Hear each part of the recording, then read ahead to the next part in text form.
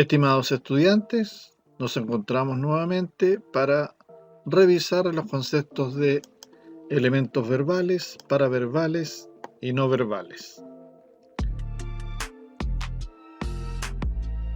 En primer término, los elementos verbales corresponden al uso de las palabras, tanto en el lenguaje oral como en el lenguaje escrito. En la pantalla tienen ustedes entonces el nombre que reciben las letras, tanto a nivel oral como a nivel escrito. La comunicación paraverbal. Nosotros los seres humanos, además del lenguaje verbal, nos comunicamos con el paralenguaje y el lenguaje no verbal.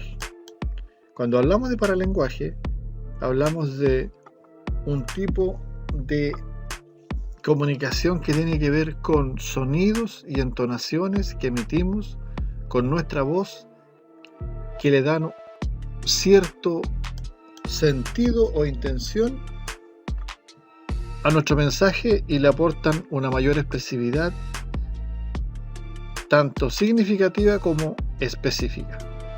Por ejemplo, la comunicación paraverbal, cuando una madre le habla a su hijo recién nacido, no solamente sus palabras le expresarán cariño y ternura, sino también la entonación, las pausas, el énfasis que la madre le imponga a su lenguaje verbal serán elementos que manifestarán con mayor exactitud su afecto. El lenguaje de los gestos, y aquí entramos entonces a la comunicación no verbal, que también es otra que contribuye a expresar de mejor forma lo que queremos transmitir a nuestros receptores. Así nos comunicamos con mayor propiedad y nos damos a entender de mejor forma, es decir, usamos el lenguaje verbal, las palabras orales o escritas, usamos el paralenguaje, que tiene que ver con los sonidos como la entonación, las pausas, el ritmo, y el lenguaje no verbal, que tiene que ver con gestos, movimientos que nosotros hacemos con nuestro cuerpo y que nos sirven para expresar con mayor precisión lo que queremos decir. Estamos entonces aquí en la comunicación no verbal. Primero, los gestos, que son movimientos de nuestro rostro, las manos, con los que expresamos diversos estados o afectos del ánimo.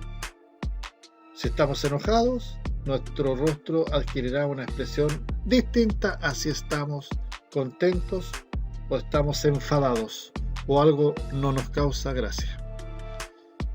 Los gestos se clasifican, como lo estamos viendo en estos instantes, en los innatos y los adquiridos.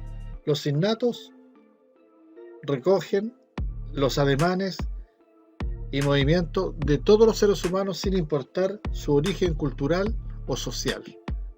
Los adquiridos, en cambio, son aquellos que aprendemos por medio de la imitación de gestos que hacen las personas que nos rodean.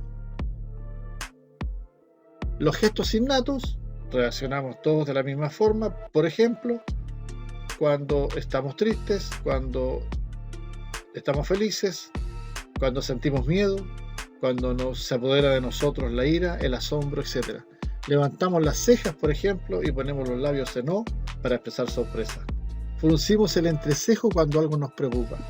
Arrugamos el ceño y cerramos apretadamente los ojos por el dolor de habernos golpeado alguna parte del cuerpo. Los gestos adquiridos, en cambio, va a depender en gran medida de la situación comunicativa, formal o informal en la que nos encontremos. Y los hemos adquirido mediante la imitación. Ejemplo, aprendemos a aplaudir de gozo cuando presenciamos un espectáculo que nos gusta. Los occidentales nos estrechamos las manos cuando saludamos a alguien, a pesar de que eso ya es un poco complejo hoy en día. Los orientales, en cambio, no se dan la mano, sino que se saludan inclinando el cuerpo hacia adelante.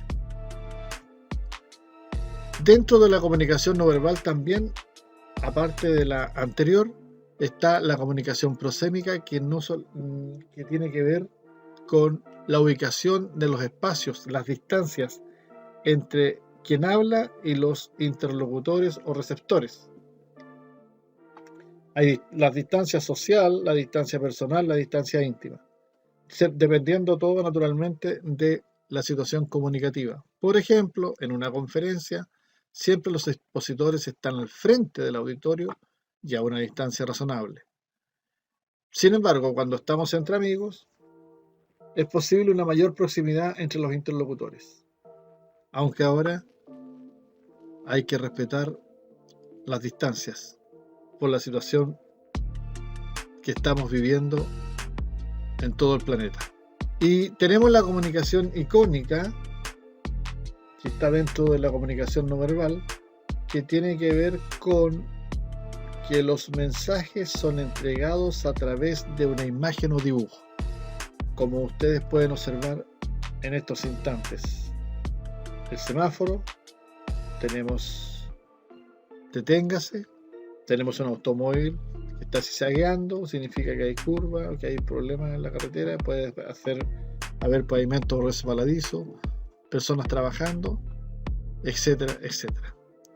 Y bien, queridos estudiantes, eso ha sido todo por hoy. Los invito a responder la guía contenida en la descripción de este video. Hasta siempre.